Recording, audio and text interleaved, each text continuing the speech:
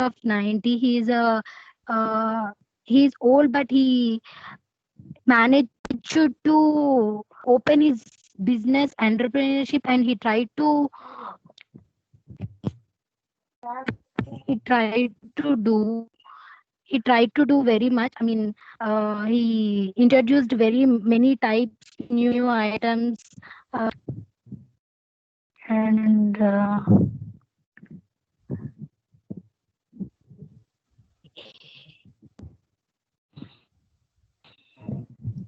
he diversifying the market by challenging the established dominance of the hamburger.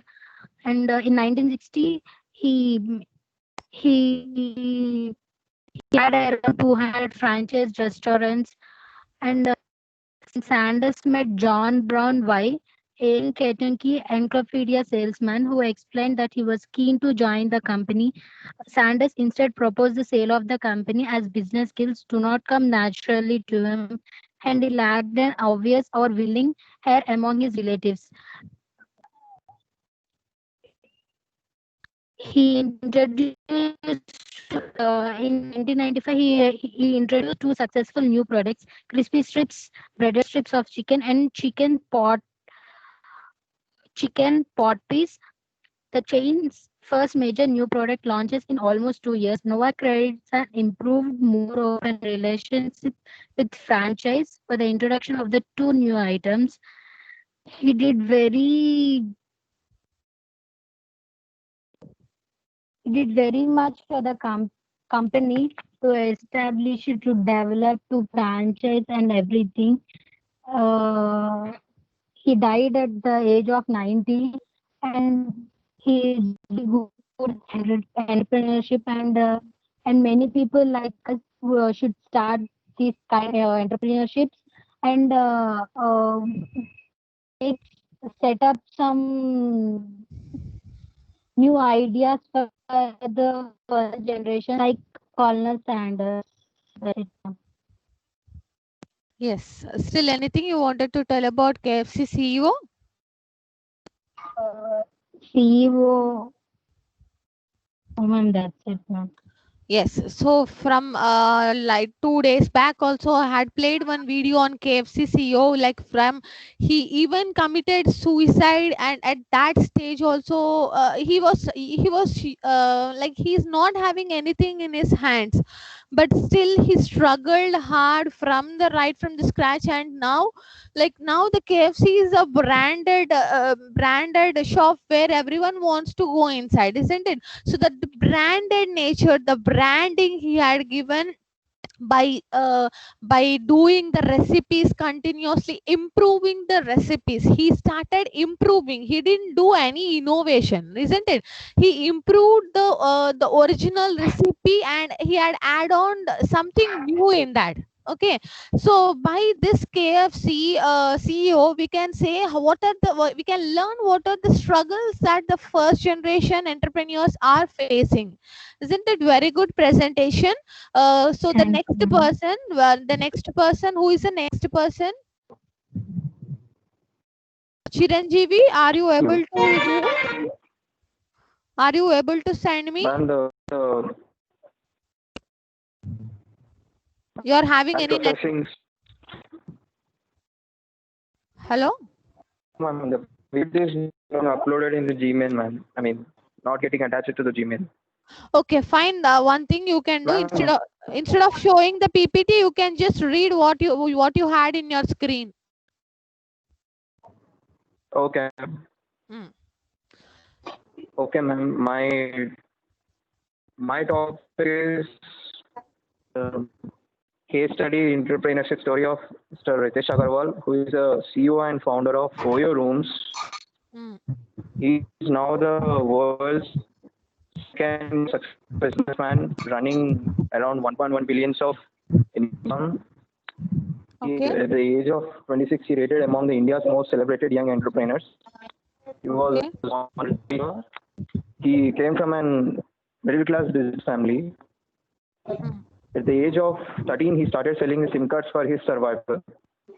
Uh, it took determination for, of course, for his life. He decided to travel across India on shoestring budget because he was not dependent on anything else, like his family business or anything. At the age of 18, he started his first startup, which is called Oracle Booking Okay. Butters, with Oyo.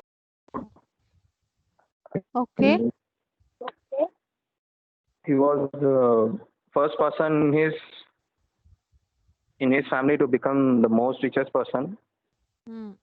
It took for him at least 5 years for getting settled into the business, Okay. and he has the best contribution for the recent pandemic situations of COVID-19 by offering the 50% of supporting to the patients who do not have the quarantine zones or any isolation wards for when government was not supporting to the hospitals. Hmm. Yes, and Okay. he So began in 2000. Shall I finish, ma'am? please repeat the last sentence. In the queue, the COVID-19 has a huge impact on entire hospitality industries, other hospitals and homes like public gardens and anything stadiums which did not support for the patients for isolations. But Oh. Oyo Room CEO Ritesh Agarwal has came forward for his contribution by giving 50% discount for the patients who effort for the paying the bills and getting proper treatment. He even got tie-up with hotel companies and offer sanitized beds and offer food facilities for the patients who get quarantined. And because of him, most of the people who did not get quarantined in the hospital got isolated in the hotel rooms and got cured from COVID-19. Ritesh Agarwal, being the youngest entrepreneur, has shared few words according to his life, what he faced. Can I tell those things, ma'am? Yes, you can. You can. I just opened one page. Can you see the So, page? It's showing the Ritesh Agarwal on the screen. Can you see the screen? yes, ma'am. Okay. I think this Yes, will ma'am. be useful to you. Just carry on. Carry on. Okay, ma'am. Yes. Ritesh Agarwal, being an entrepreneur, he just says that it's extremely important to something that 100 people absolutely love using, like making 1,000 people believe in ourselves, believe in our work. And he says that being an entrepreneur, you must say the people who can be up to 2 to 3 years and further, but not like growing your company and letting yourself build anything else. Your brand must reflect culture, purpose, and identity. It's thinking about it for going further. And as an entrepreneur, we have to open taking risks when we get the downs, being at the limited side of your investments or situations of anything. That's it. Very good presentation about Oyo, CEO of Oyo Rooms. So the from this we can conclude that the way you struggle hard and the way you help to the society, if though you put an enterprise in a society in terms of your selfishness, it should impact socially also. How well you are helping the society in terms of socially and economically is also very, very important, which will make your company, it will give you a reputation. So once, like, he helped in COVID-19, so it had got a branded, like, a reputation, a good name, a goodwill, a good willness, good name will make his company in a very good position, isn't it? Though you work hard, you strive hard, if you help society in terms of your enterprise, it will give something new or something good name to your company, right? So very good presentation by Chiranjeevi. Who is the next person? Soumya, will you give the presentation? Are you ready? Yes, ma'am. So yes, I had opened the PPT for you about Zomato, I think so, right? So please carry on. Yes, ma'am. Yes, carry on. Um,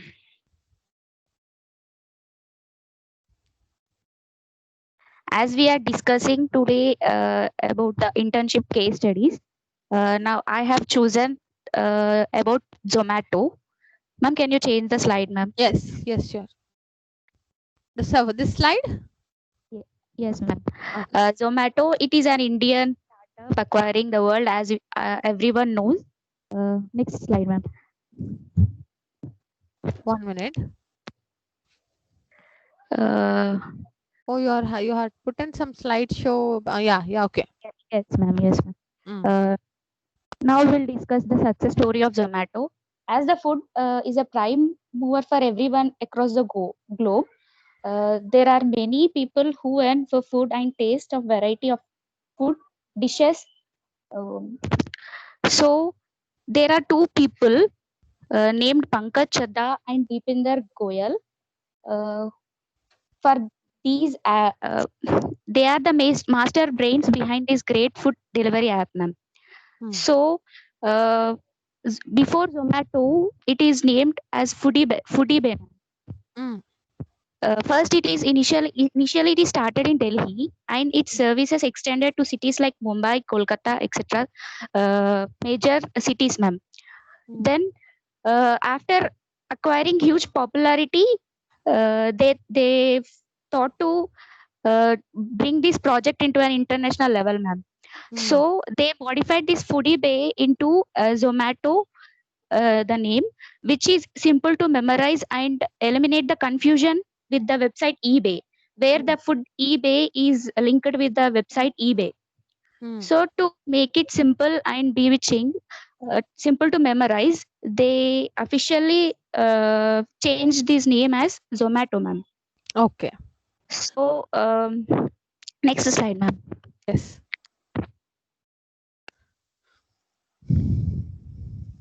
Okay. Next slide I have kept. Okay. To simplify this Zomato, they have started uh, building an mobile app. By using this mobile app, uh, they benefited many people and made it easier to access. For this, they have what? For this innovation, they demanded more funds. So the founder of notable job search engine named Naukri, Sanjeev Bikhchandani, uh, who was very fascinated by this app called Zomato, started investing in this project. So in 2010, he invested up to 1 million US dollars through InfoEdge. Then the very following year, same investor provided with the huge fund 3.5 million US dollars. And by the following years, he started increasing the amount up to $10 million from the same InfoEdge. Okay. Now this InfoEdge holds more than 50% of partnership. And then after other financiers of this company, including Secure Capital, VY Capital, etc., also provided in more investment. As we all know that this mobile app is developing more and it is growing for the development of any kind of business. The formula of the Zomato is hiring the correct persons in the correct time. Ma'am, Yes. next slide, ma'am. Yes. Challenges encountered by these people. The most significant hurdle they faced was to find a way to cover all the areas in all the pivotal cities so the people who hinge on them do not fail to miss the finest restaurants. So the significant hurdle they faced was finding the important areas where the people can hinge to attach to the important places or the best restaurants to eat, to enjoy the tasty dishes, etc.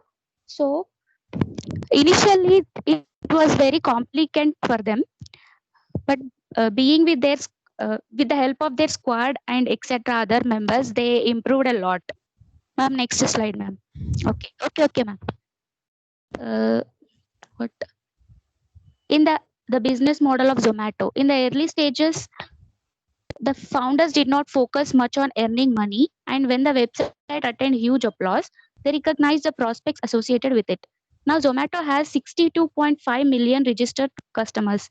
By observing these benefits, many restaurants have placed advertisements through which it can get huge revenue.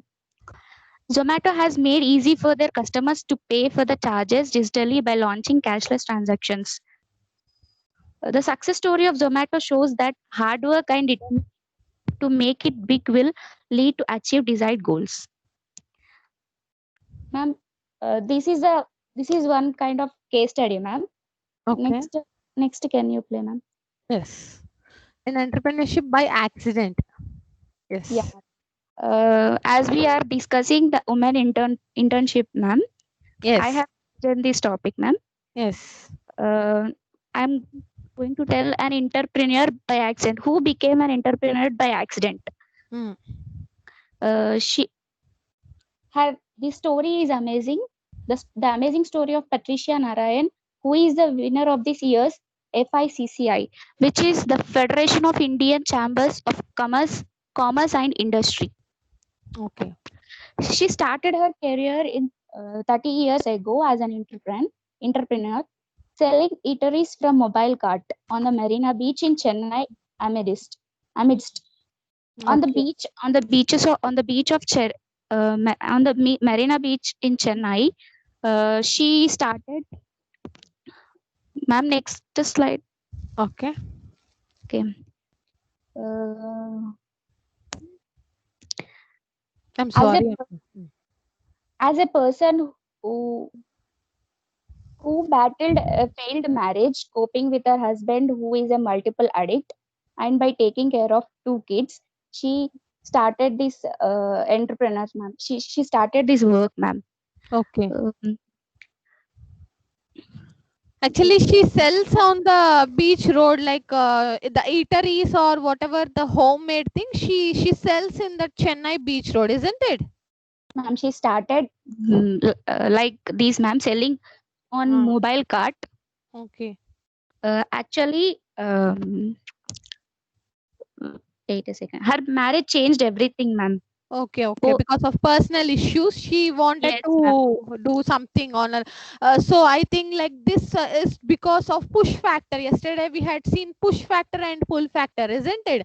Like yes, yes, like push factor because of some constraints which is making her to do then if she doesn't do the business on the beach road, they cannot eat, isn't it? So from yes. that that made her to become an woman entrepreneur. Yes. That's the example. Yes. Still anything you wanted to tell? Yes, ma'am. Yes. Both the families opposed the marriage Mm. as her husband is belonging to Brahmin community. Okay. Unfortunately, her marriage did not work as her husband also addicted to alcohol, drugs, etc. Okay. She could not bring him out of the addiction. Okay. So, as a young woman, she did not know how to cope with this, and she was getting beaten up every day. Okay.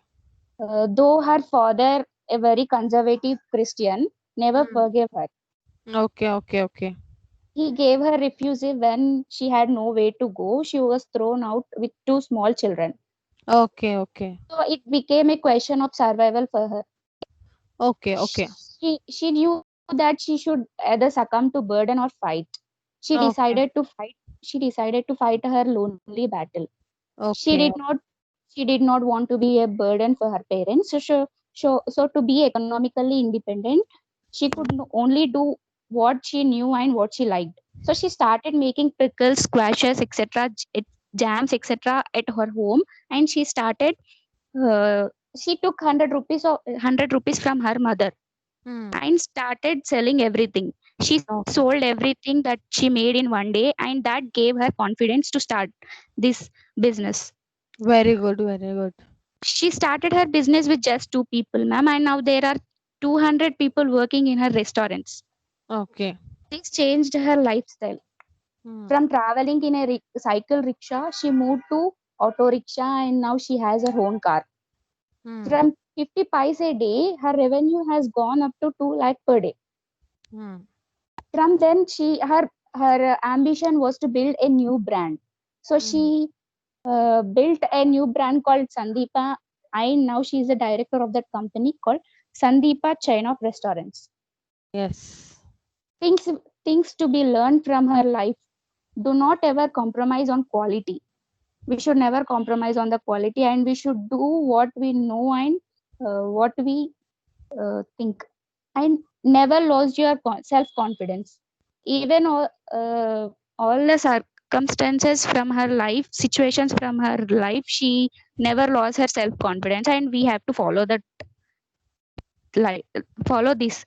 And next, believe in yourself and the product you are making. Always stick to what you know.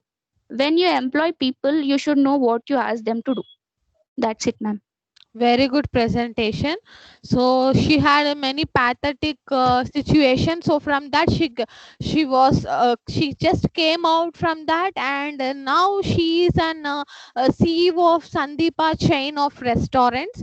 So from this we can learn, like though you have more personal issues or work life balance or any issues, so any factors which is pulling you or pushing you, ultimately the end of your life, the last day of your life, you should be you should have a confidence. Okay, I did something in my life, I had achieved something, so that my enterprise, my child or whatever, my kid has to use my enterprise in a very good structure. So the self confidence what she had, the struggle what she had, the way she made the employees to work, the coordination between the subordinates, the quality what she made, isn't it? All these points are added to her journey, isn't it? Very good story about her. First time I'm listening. Very good about Oyo rooms also. The story is also very good. Still anyone who wants to give the seminar? Anyone attached? Who is this? This person, roll number? Yeah, the Manchu. Oh, yo, okay. Oh, yo, now I got this. Still anyone? Let me check. Who is Pranita? Ma'am, yes, ma'am, I'm there. Okay, Ma'am, I'm not able to share the PPT. okay. You can just read on what you wanted to tell. You can just read on what you Yes, ma'am. wanted to Okay, tell. ma'am. Hmm.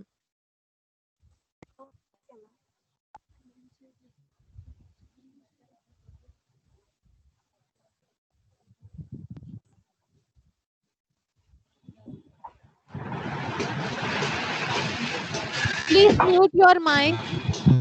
Please mute your mic.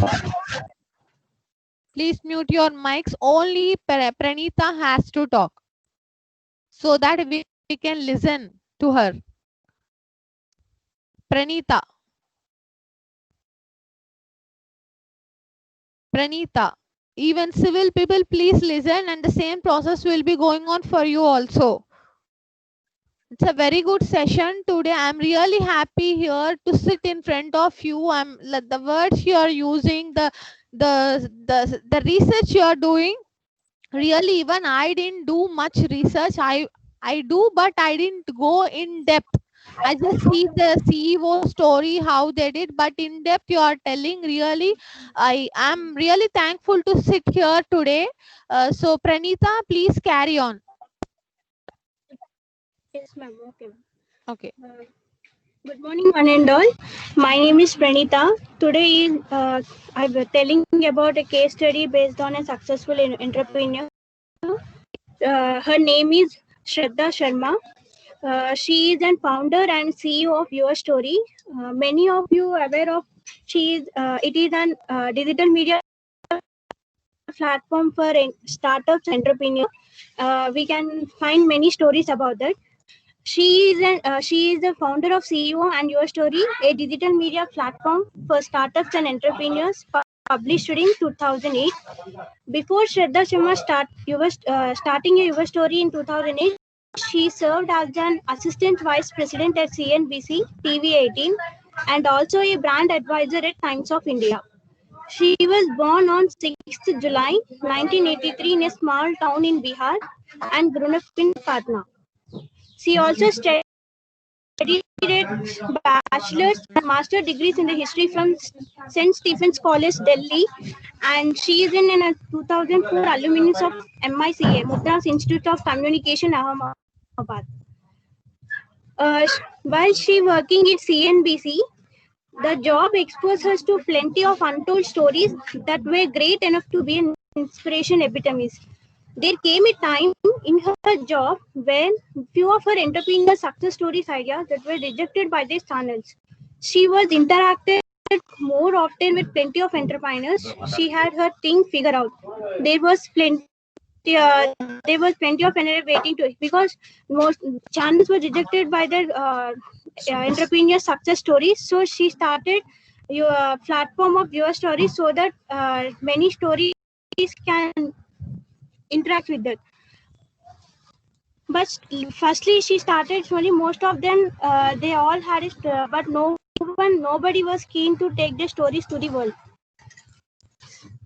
The basic ideas of your story is to change makers, funding analysis, resource pieces, and the first glimpse of emerging trends from India entrepreneurs ecosystem, as well as the profiles of great business and entrepreneurs from all over the world. The US Story team primarily works out Bangalore at Karnataka, but has a presence throughout India. His correspondence in English and other 12 Indian languages. They published 70,000 stories of entrepreneurs and change makers and help more than 50,000 entrepreneurs access networking and funding opportunities.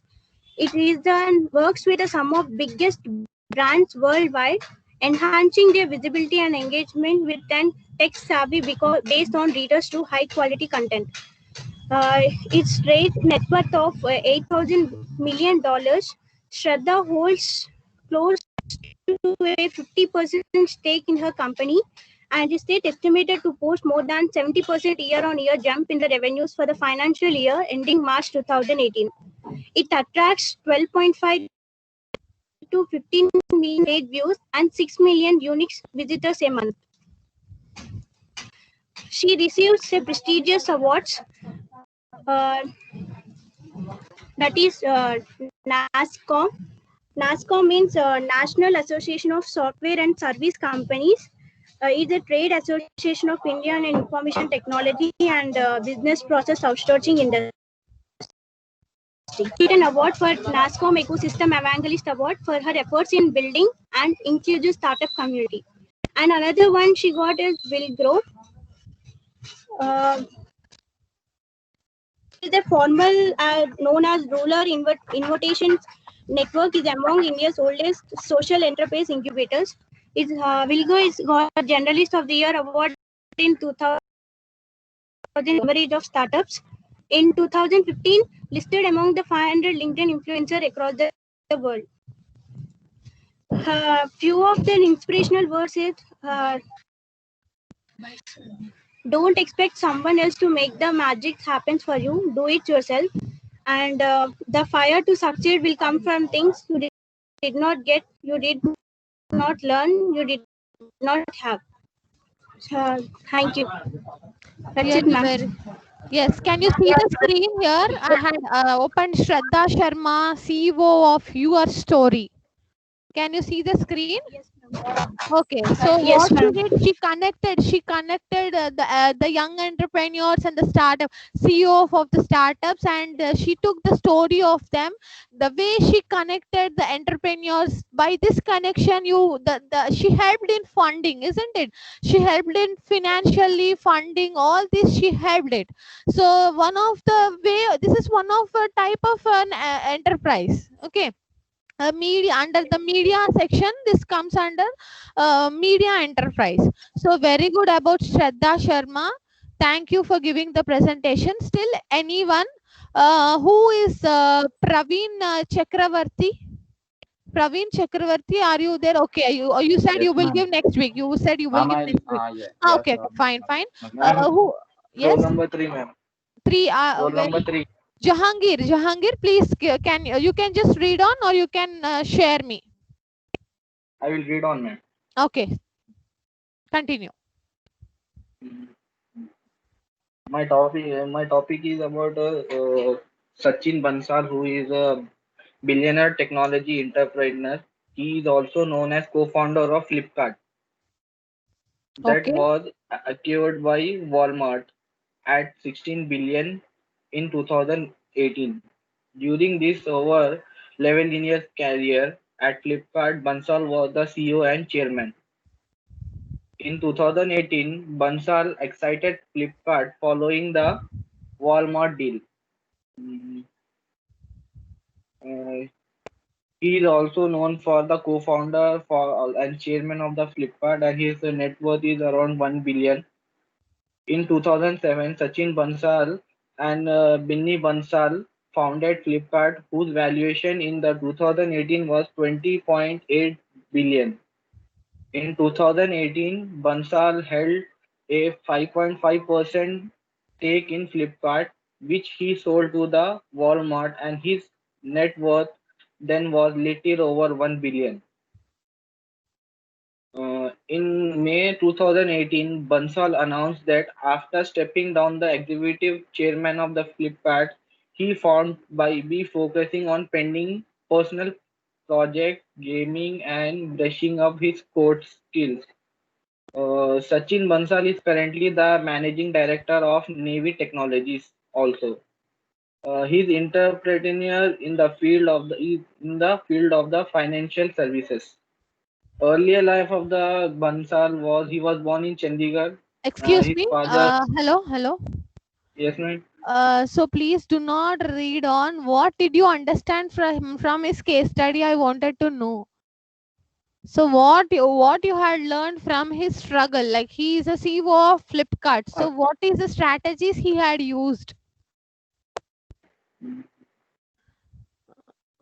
No, if you read like early life, the same thing is there in the Wikipedia. Like, just tell me the gist of about him, just about him, like how he's a person, a normal person, how he made himself as an entrepreneur. I want just a single 2-3 sentence. Okay. Hmm. In 2013, Bansal was awarded the Economy Time Awards, and he was awarded as the Entrepreneur of the Year in 2013. Hmm. In 2015, he was named as the 86th richest person. Hmm. What? 85th? 86th richest person in India. Okay, 86th richest person in India. Okay, I said there Uh, is a Forbes India. Please type it. You will get the list. Okay, so he's the 86th richest person in India in 2015. Okay, then. 16, man. Okay, 2016. 15, sorry. 15. Okay. Today, India included Bansal and his co-founder in India's 50th most powerful people in list. He is the Oh, most 50 powerful person in the India. And on October 2014, in the honor of the company anniversary, Flipkart held a major sale across service that promoted as a Big Billion Day. hmm. They use this big billion day. Yes. Yes. So what they did in that, what they achieved through big billion day. They have increased their sales, man. Okay, fine. Then, Mm, In April 2017, eBay announced that it would sell its Indian subsidiary to the Flipkart and make a US $500 million investment in the company. eBay has also invested the money in the Flipkart app. okay, so they are tie up with the eBay now. Yes, ma'am. Okay. Flipkart invested 35 million or rupees 260 crores in Arvind Fashions Limited. Okay. Now, Flip- Flipkart Wholesale launches digital platform. That's it, ma'am. That's it. Very good about the CEO story of the Flipkart. Okay. Still anyone? The Krishna Reddy, are you there? 4002 Krishna Reddy. Is he there? Krishna Reddy, are you there? 4002. Not available. Ma'am, he's not available. Okay. Then who is left over? 4029. 4029. Are you there? 4029. 4029. Roll number 4029. Are you there? 4029. Please check. CR of Triple E department. Can you please check and tell me? 4029. He is not there. He's not there. Okay, fine. So the people who are left over for today's class is 4029 and 4002. So the next again on Tuesday I will inform who are the person who will be giving the seminar. So Chakravarti, you can be ready for the next Wednesday. Fine. So can I go back Yes, to ma'am. my Sure. slide? Yes, so very good about Oyo, Flipkart, and some said about woman entrepreneur. Um, Very good stories, very good case studies. So now the step you can do a step forward. Now you start writing your ideas. Just discover yourself in which field you are good, and you can write like I had shown even the approaches to whom you have to approach. Yesterday I had shown Startup India. Okay, so you can just write a flow chart in the form of flow chart, what you wanted to achieve in that form, so in the form of flow chart, and you can explain it in the next class, right? In the next class, the next 5 members, if you have an ideas in the form of flow chart, you can explain it your ideas. Fine. Can I go back to my PPT?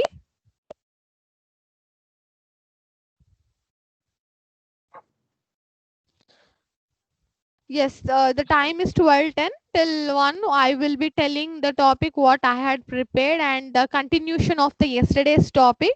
So yesterday we had seen the topics like what are the entry barriers we have in if an entrepreneur wants to start a business, what are the entry barriers you have in terms of location, in terms of marketing information, or in terms of machinery, material, if the environment is hostile, how he has to accustom, and what is the access for the technology. Okay, so we had seen some of the entry barriers.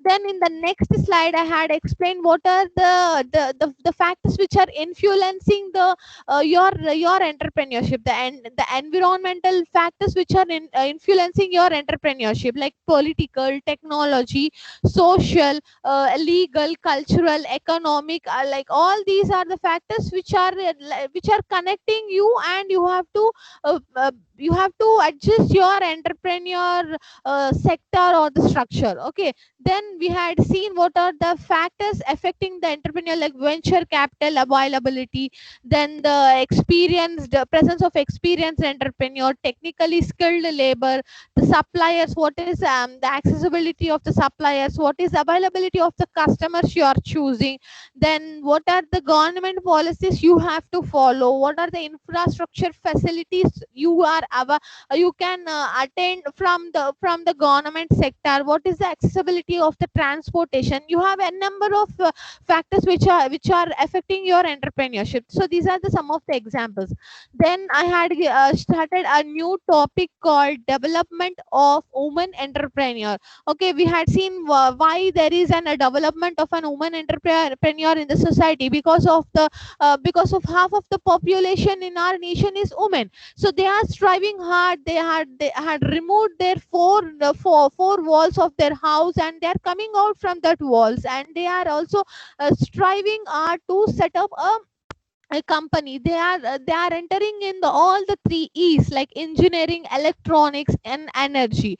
Okay, so now the woman entrepreneur, even she should have all the characteristics the same an entrepreneur is having. Like she should be a motivator, she should be a good listener, she should motivate her subordinates, so that she should make the company, the work to be done properly, right? So that are the functions. Then we had seen the functions of an woman entrepreneur, like how she's exploiting the company with a new innovations. Okay, coming back to the innovations, now we will see what are the why we need an innovation in a company, why we need an improvement in a company. That is the topic today.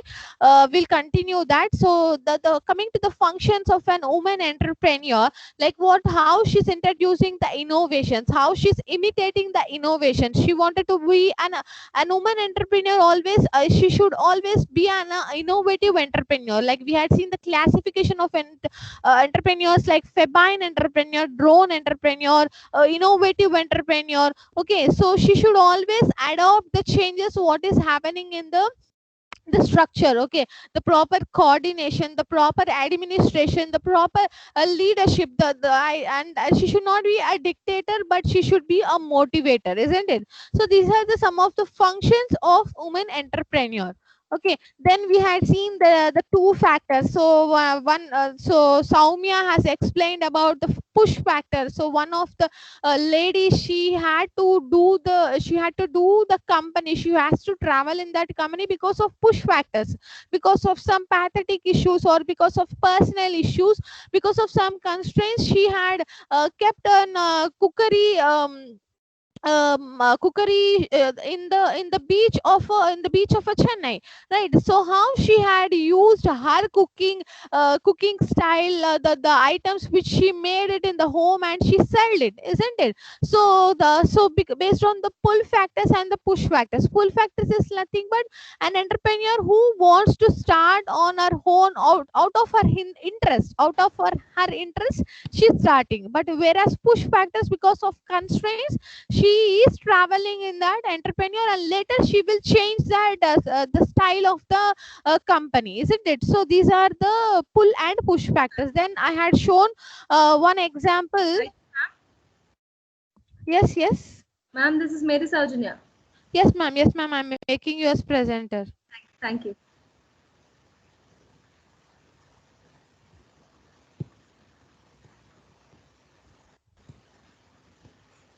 Yes, ma'am, I made you as a presenter. Okay. Thank you, ma'am. Sorry. Okay. Right, and then we had seen an case study on woman entrepreneur. She's CEO of VLCC, right? So how she had the story behind her is like she traveled all along the nations, and she had studied with the healthcare center, and now she is the one which is having a new branded structure. Okay, then we had seen what are the problems the women entrepreneur are facing. Like there might be a lack of knowledge, isn't it? So many women wants to do something, but because of not having knowledge, or because of not having a proper training, they are not coming out. So now there are many institutes which they are making the women to learn on tailoring, cookery, all those quick ideas. They are giving the courses to the women, and those are free courses. Okay, so the problems is like work life balance, inadequate motivation, risk bearing abilities. All these we had seen yesterday about the problems of woman entrepreneur. And I had also given a sentence that everyone has got a problem, isn't it? Even I myself I got out a problem. I have a constraint, so I can't start a business right now, isn't it? Even if I have a motto in my brain, I can't start at this situation. But you have to get rid of that problems and come forward. So now we will see what are the approaches the government institutes are giving you. Okay, so I had shown you the Startup India. Let's go again. We will see now, because many students, like readmission students, yesterday I had seen them. Just I wanted to repeat for them. Okay, so then we had I wanted to show you a Startup India website where the government is providing you two programs for the women, young entrepreneurs and women.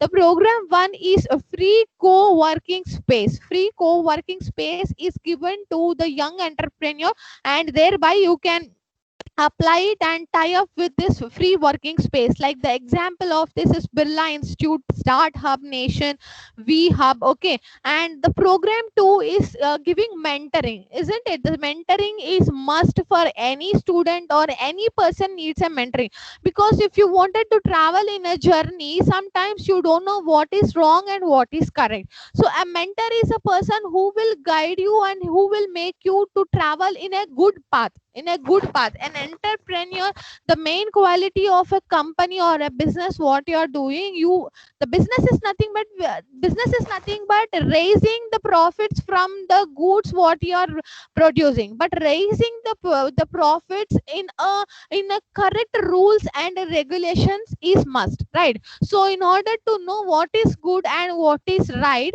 so there is the speed mentoring given by Startup India. So you will be given a 4 eminent women personalities. 4 persons will be allotted to you, and in that 4 persons, one will be an investor, the second person will be a government official, third person will be a successful woman entrepreneur, and fourth person will be a legal specialist. Okay, what these 4 people will be doing, they will be giving you a 10 minutes time to spend with them, and they will mentor you, they will suggest you. So totally you will get 40 minutes session, and thereby you will have a very good mentoring session. Okay, this is one of the program done by Startup India. And you can also see there are many mentors here, the list of mentors being displayed. And not only women, the Startup India, there are many schemes and policies given by Government of India. Let's see that schemes now.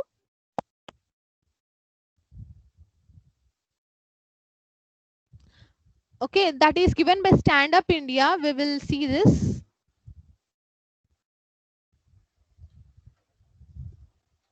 Okay, can you see this website? Can you see this website? Yes, ma'am. Yes. Yes.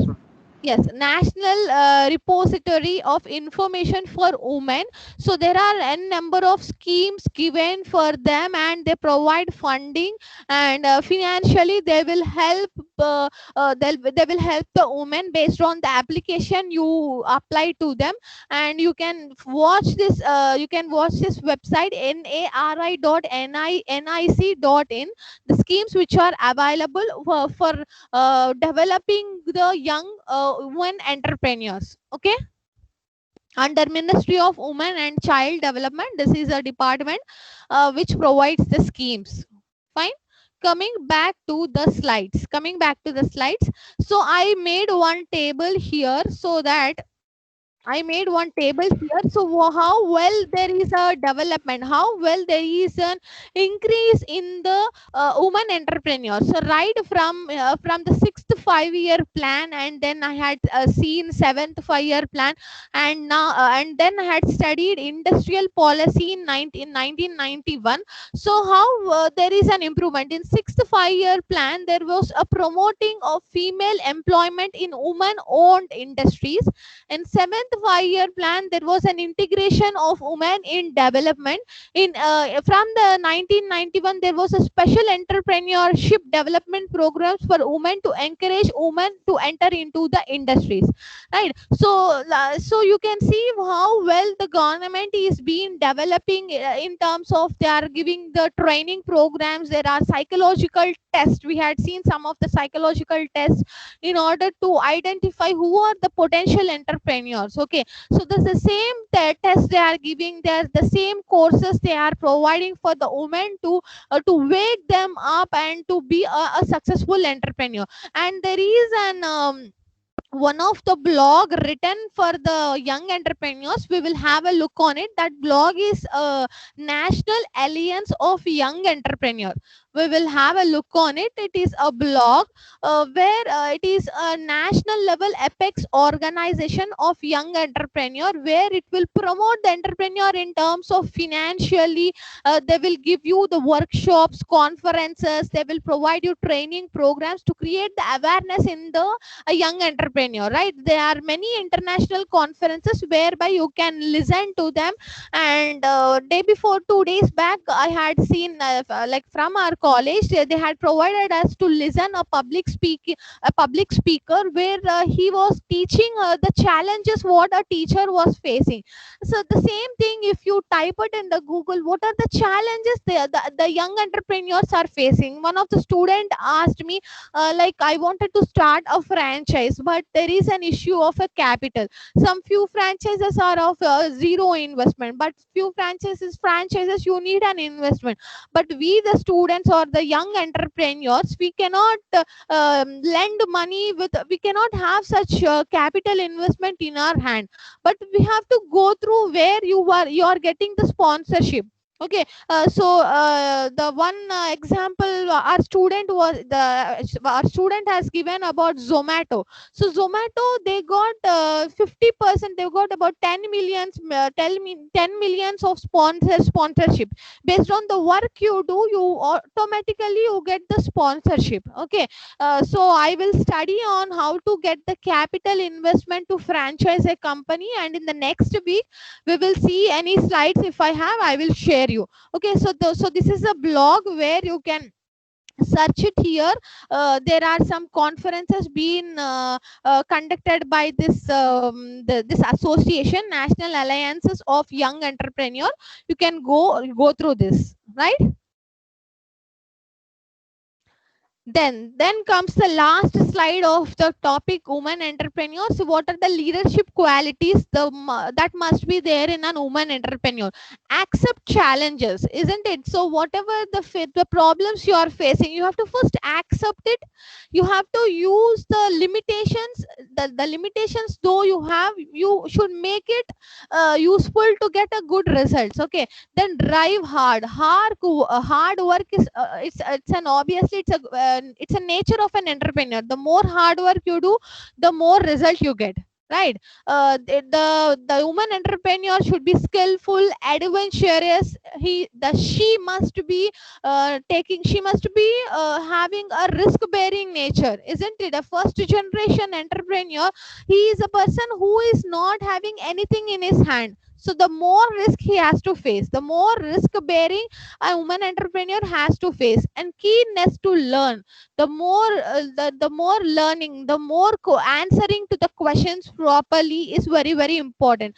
The more enthusiastic, something I have to do new today, I have to learn something new has to be done today. At the end, I have to satisfy that, okay, today I had explained something new to the students about woman entrepreneur, something new. Today even I had learned about an woman entrepreneur who had started a business on the seashore, on the beach of the Chennai, how she had faced the struggles. So that is the new thing what I had learned. So you have to be enthusiastic about the work you are learning. Then you have to be a very good motivator. These are the common qualities an entrepreneur and an woman entrepreneur must have. Okay, coming to the next slide. Can I carry the next slide, students? Yes, ma'am. Yes. So the next topic of your unit 2 after woman entrepreneur, you have what is an innovation. Can anyone explain the definition of innovation? Students, please just explain the definition. Creating new ideas. Creating new ideas. Any answers? Any answers? Please interact. If I talk continuously in front of the system, it will be boring. Right. Yes, please tell me what is an innovation.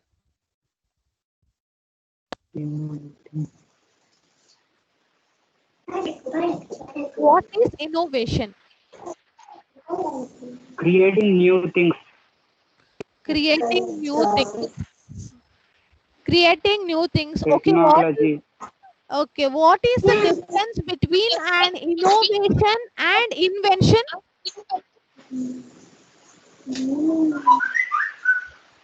Please mute your mics. Just type. If you do not have any idea, just type what is the difference between innovation and invention.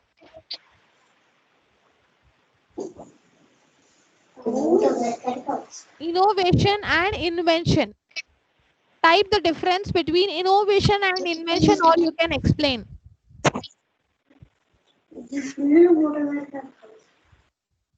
Yes, please type what is the difference between innovation and invention. Shall I type for you? Difference between innovation and invention. Please, anyone explain. Invention can be defined as the creation of a product or introduction of a process for the first time. Innovation, on the other hand, occurs if someone improves on or makes a significant contribution to an existing product, process, or service. Yes. So what you understood by this? What did you understood by this? Students, please talk. I am requesting all the students to please talk. What is the difference between an innovation and invention? Invention is something which is created for the first time. Innovation is something which is or an improvement to something. Okay, what is the difference between and innovation and improvement? Innovation and improvement. Improvement is a bit less. Innovation is something a major change. Yes, major very good. Major improvement. Very good. Very good. Your answer is really correct. And I don't say that it is a correct or wrong, but innovation is nothing but you are doing something new. You are wanted to change the system in a new style. Whereas improvement is nothing. Improvement is to some extent to where either it could be because of some changes or because of some influencing factors. If you wanted to change the system, that you call it as improvement. And what is an invention? If you do something new for the first time. If microscope is an invention, microscope is an invention, it is not an innovation, isn't it? Microscope is an invention. It's an machine which is invented for the first time, which is not been used for, at the past. It was used for the first time, and it's a new product or it is an invention, right? So that's the difference between an innovation and improvement. Innovation is nothing but you will think to do something new for the future scope, isn't it? For the future scope, for the future era, you will be doing something new to the product. Whereas improvement is nothing but you will be doing the changes to the product for the present area or the present era. That's the difference between innovation and improvement, right? Did you got my point? Hello, students? Students, are you there? Yes. So innovation is nothing but where you will be thinking to change the product, the lifestyle of the product, the changes of the product in terms of future. You will be focusing on the future. Whereas improvement, you will see the that is up to some extent, up to some extent, and at the present situation, that you call it as improvement. So an entrepreneur has to accustom in the structure, and he has to do some innovation and improvement to the product base. And that innovation and improvement also depends upon the product nature about, and it also depends upon the profits what is he getting, and it also depends upon the marketing strategies what the competitors are doing, right? Just like that, if you do something innovation, if it is not working out, it's useless, right? So innovation depends upon the needs you have, right?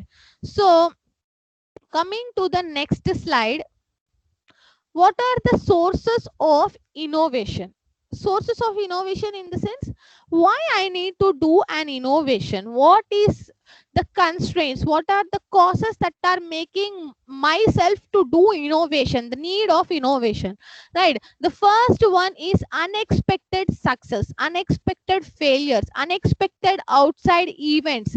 Like because of unexpected situations, you will be you have to do the innovation so that the product will be having an improvement, isn't it? So the one of the sources is unexpected situation, unexpected success or failures is the reason for the innovation. Second one is incongruity. Incongruity is nothing but, I will give you an example. Instead of giving a definition, what is an incongruity, you can just type it in Google. But I wanted to give you what is incongruity. Okay.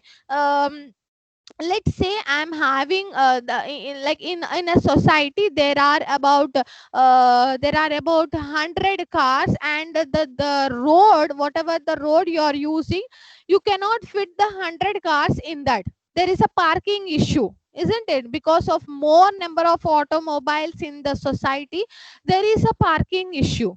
So what happened? Because of this parking issue, they had done the innovation. Now there are small cars, isn't it? The size of the car is being reduced, and now you can have a parking. Now there is no issue of parking. In those days, we used to have a very big structured cars, and the car length from the chassis, from the front end to the rear end, it was huge enough. But now the car, now you are getting a hatchback cars, isn't it? So because of this, you are the parking issues, whatever you have is being reduced. That you call it as incongruity. Based on the situations, based on the constraints you have, the innovation is being developed, right? That is an example of incongruity. Then the third one is market structure. Market structure is like, based on the market structure, the innovation is being developed. The best example I would like to explain is Google search. Previously, if you wanted to type something, if you wanted to learn something, the search engines were not much developed. You have to go to the website, search their the drop down menu. It was very early a cumbersome problem to us, but now the Google search has made very easy, where just type something. If you type a letter A, you will get all the information. So based on the availability, the Google search is giving you, right? Based on the structure, based on the change in the market, the innovation is being made. So that is an example. And then necessity is like, I say that necessity is a mother of invention, isn't it? Necessity, because of a necessity, there is an invention going on. But also I say that necessity is a mother of innovation. Necessity is not only a mother of invention, necessity is also a mother of innovation. Like innovation is based on the bright ideas, right? Based on the ideas what you have, you go into it and you will do the innovation, right? The human mind thinks of something new should be there, something I have to change my marketing strategy, something in terms of product specification, product description, marketing strategies. So that leads to an innovation. That is necessity. So that is a mother. Now the necessity is a mother of innovation, right? Then comes to demographics. Demographics is nothing but because of change in lifestyle, right? Because of change in lifestyle, there is an innovation. The because of our daily needs, we are changing that leads to a birth of innovation, right? And then the last but not least is change in perception. But like one will have one opinion. I myself will be having one opinion on a product. Let's say I'm using a mobile phone, I will be having an opinion on this mobile, someone will having a bad opinion on it. So based on the opinion, the innovation is being started. Okay, so that's one of the sources. And because of the new knowledge, or because of the new resources that are available, that are being leading to an innovation. So these are some of the sources of innovation.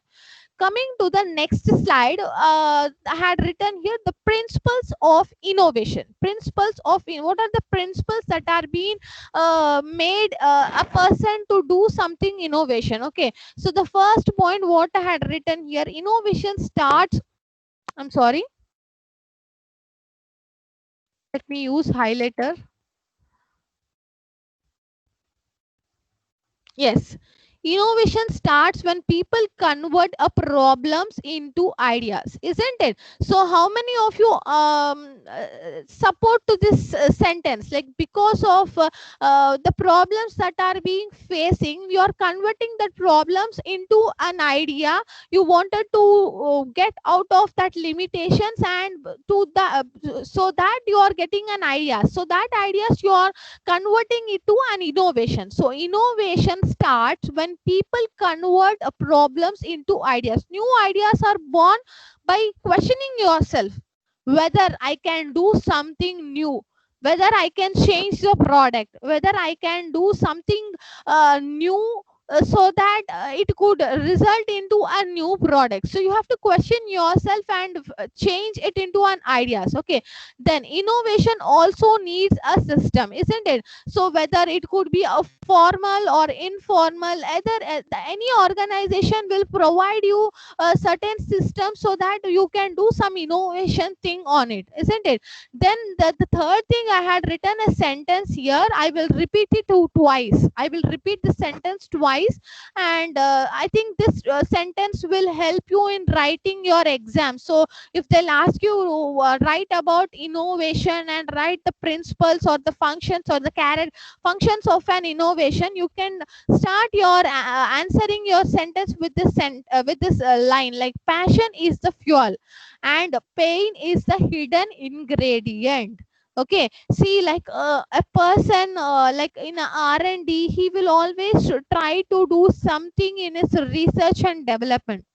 He has got some passion in his mind, like today I wanted to design something new or something adventurous or something new to my company. That is his passion. So that passion will fuel his process. It will act as a fuel to ignite the process. Whereas in some or the other cases, he has got the hurdles, isn't it? So pain is an hidden ingredient. Though you struggle hard, some or other cases you will have some pain, but that pain will ultimately lead you to get a good fruits, isn't it? So you should have a passion in your mind, though you have the hurdles in your journey, but ultimately innovation will lead you something new, isn't it? So what are the then coming to the last principles, like what are the methods you are using for the innovation, the methods or the strategies what you are using for the innovation. So these are the principles that has to be followed to do the innovation, isn't it?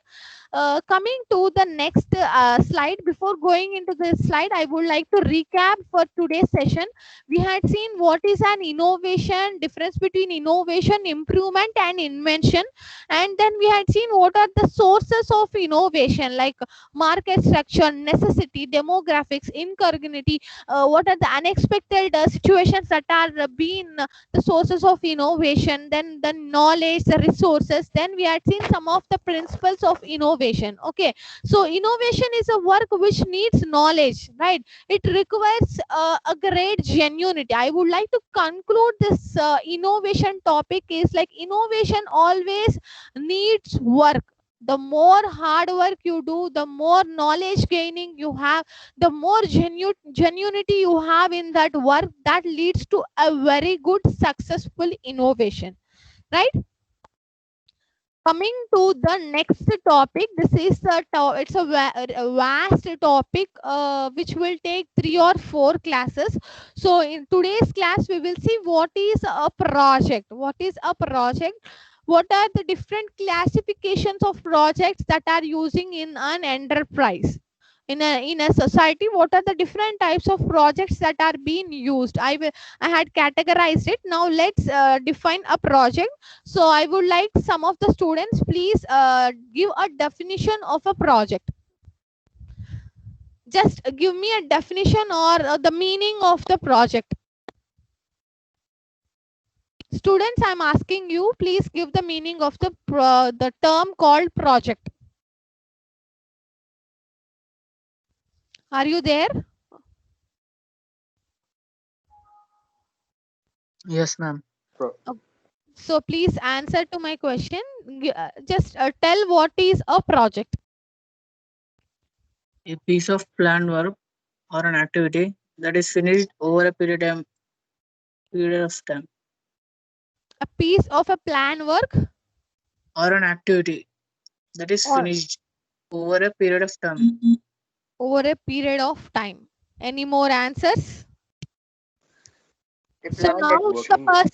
the person who answered me, are you from Triple E or civil? Electrical, ma'am. Electrical. So I want answers from civil department. A plan that should be established.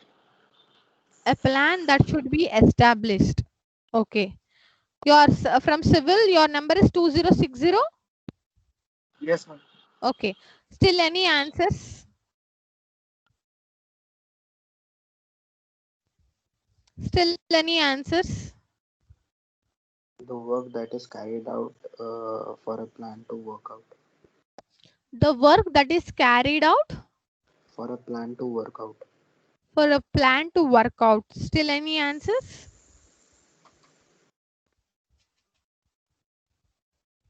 Still any answers? From Triple E? From Triple E, because you had done some mini project and now you are going to do a major project, isn't it? Now you are going to do a final project in your last semester. So what you wanted to, how you wanted to define a project? Please answer. Project is a task it completed in period of time. Okay, it is a task which is completed in a period of time. Okay. Vinod Kumar answered me. Okay, still any answers? Still any answers? Please answer it, because you are going to do the project in the final semester. So what is a project? What is a project? Project can be managed by one person or many, more than 100 like that. Okay, you are talking about the number of persons that are being done to do a project. Okay, still any answers? Still any answers about a project? There are how many attendees here? How many It is attendees? defined as a set of 114. input and outputs required to achieve a particular goal.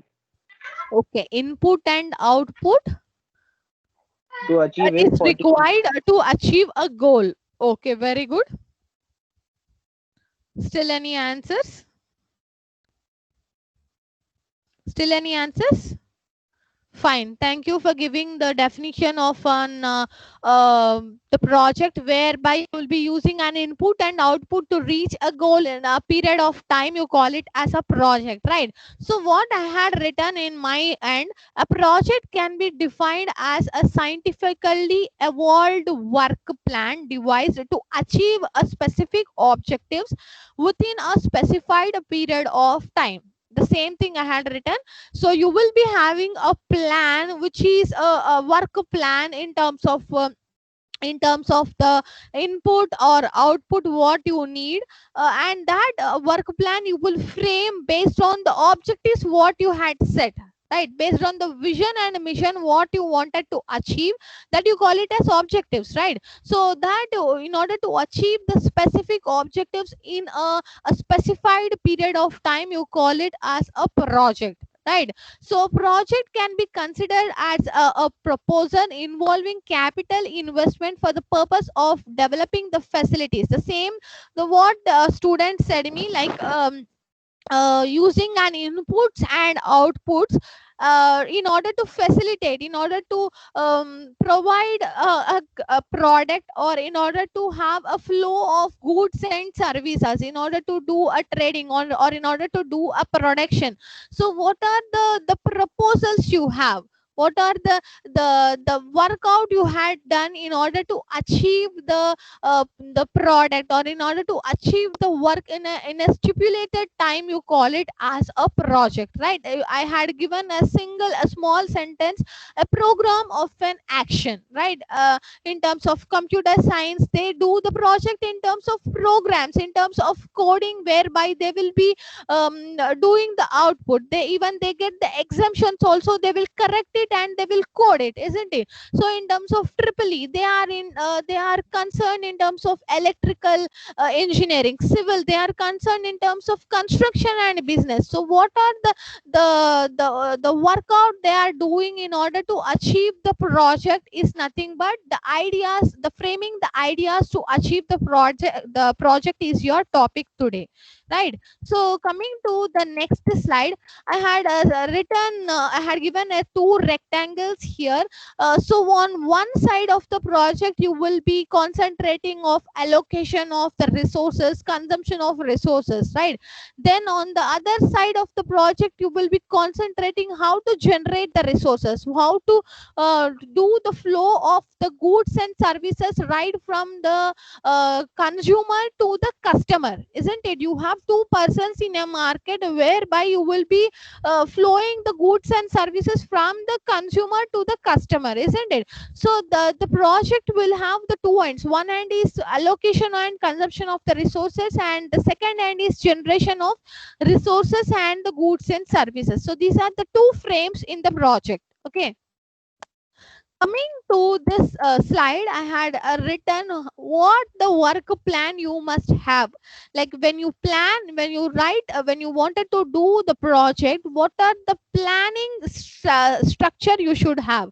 Okay, the first point what I had written here is manner in which predetermined project objectives are sorted to be achieved. The always I'm being repeating, like a work plan should always have a clear objectives. If you have if and only if you have a clear objectives, then only you can do the project.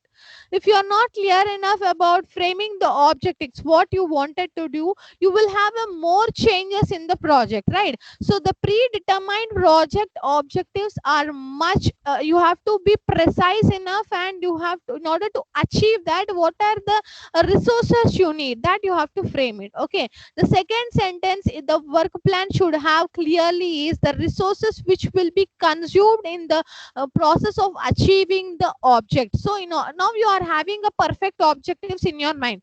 So what are the resources that you have to consume? What are the resources you have to have? You have to utilize it. That you have to be very clear enough. Clear statements has to be given in the work plan. The third and the last important is the time required for achieving the objectives, right? And the time is also a constraint to us. See, in software or in a construction or in electrical field, you will be given a project in a given time, right? So time is also important in order to achieve the objectives.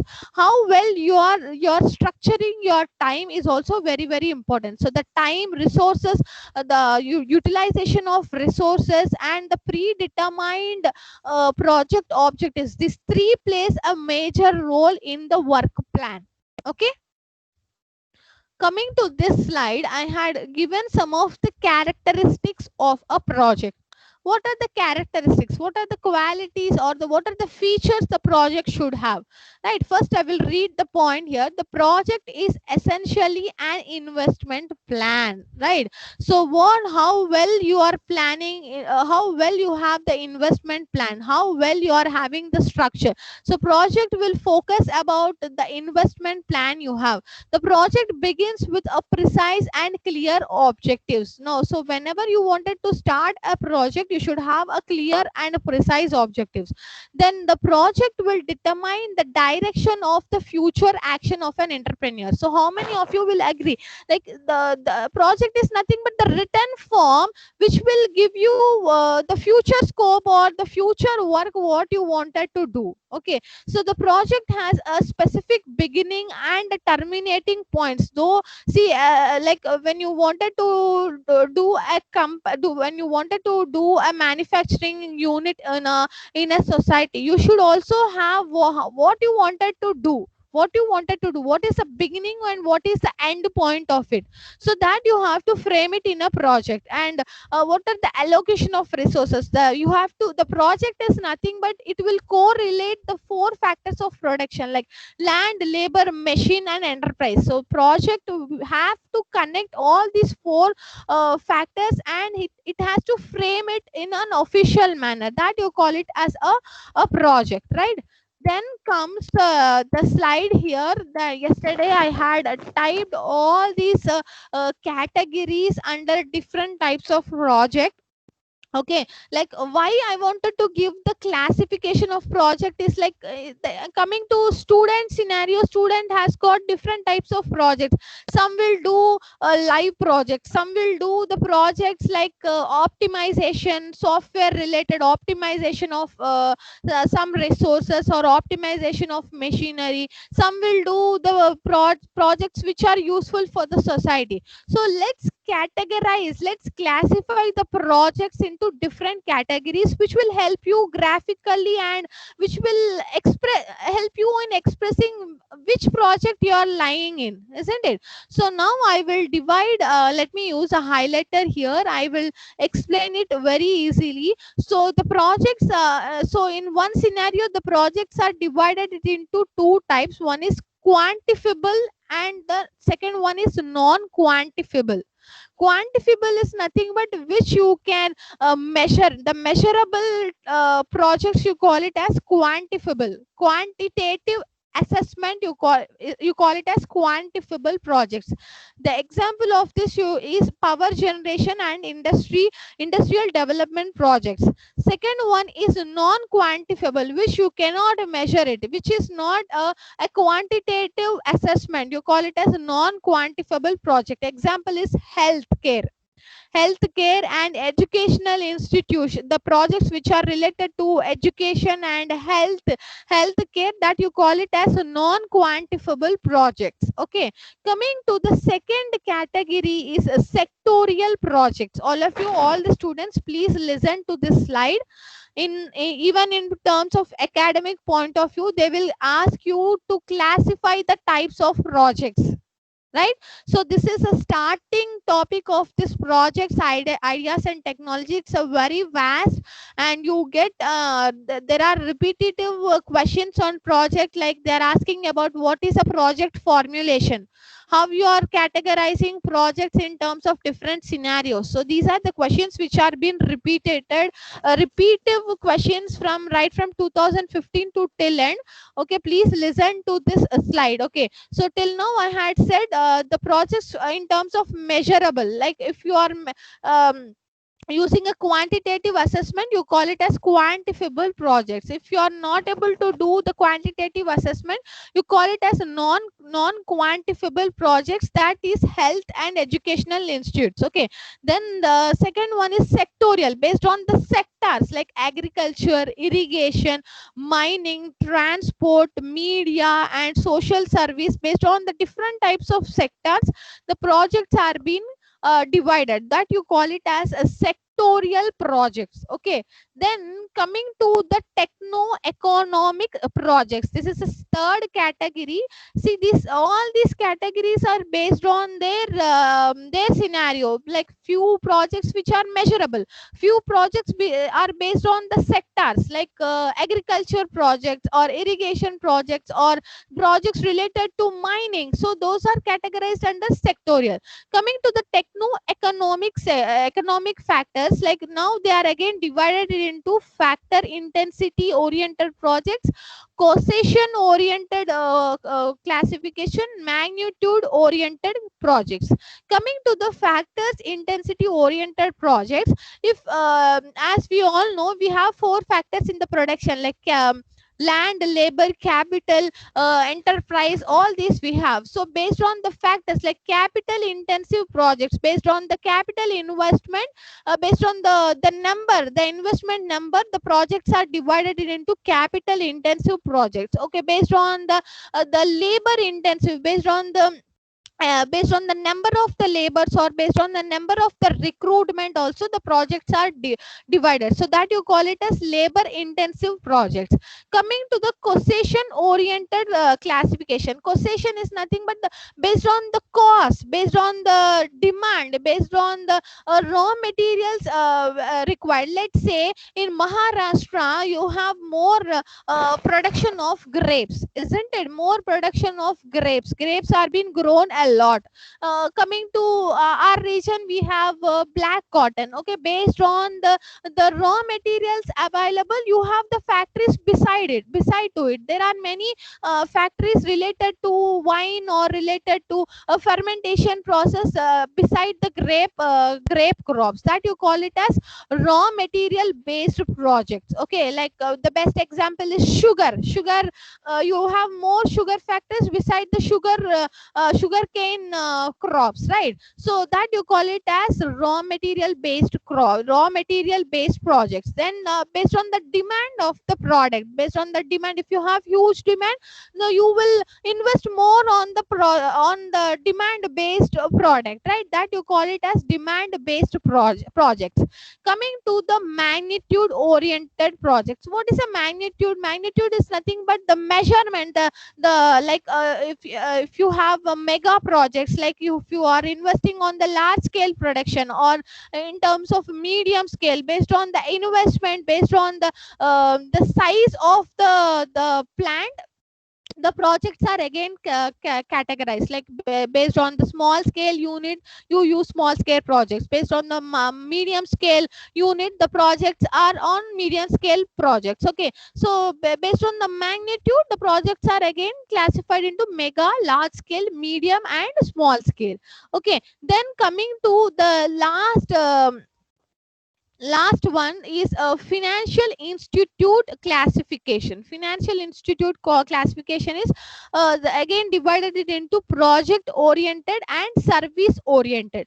Coming to the project oriented, like sometimes the projects are based on the innovation, new projects, or sometimes the projects will be based on the development or expansion. Like if let's say like a company which they wanted to expand, they wanted to harvest the company.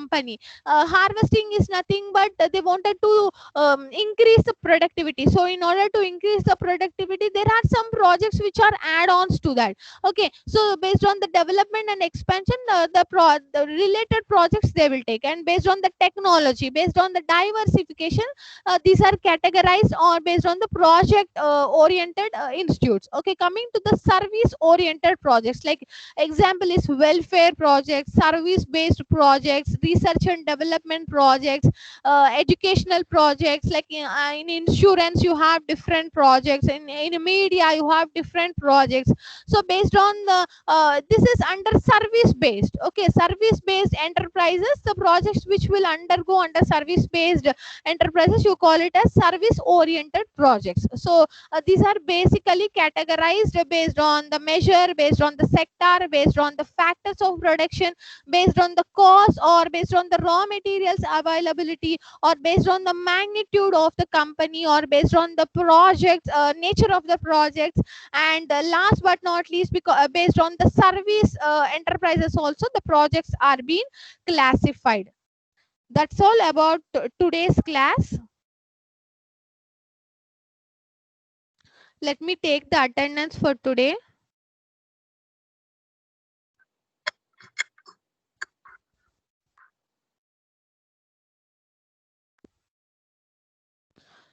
Yes, so today's class we had seen what is an innovation, what is a project, definition of a project, what are the classification of the project. Then we will continue there about what is a project formulation, what are the steps that are being involved in the next class. At Monday I will catch you at 12:10 Monday. So for today I'm ending the meeting. And I request the students from EEE and Civil, please be ready with your presentations. You can share me to my Gmail ID on Wednesday, and try to interact with me in my session. I am keeping asking you, please tell, please tell. I don't want this to repeat in the next session. You have to voluntarily come out and tell me the definition if I ask, or some presentation, right? Thanks a lot. Thank you, ma'am.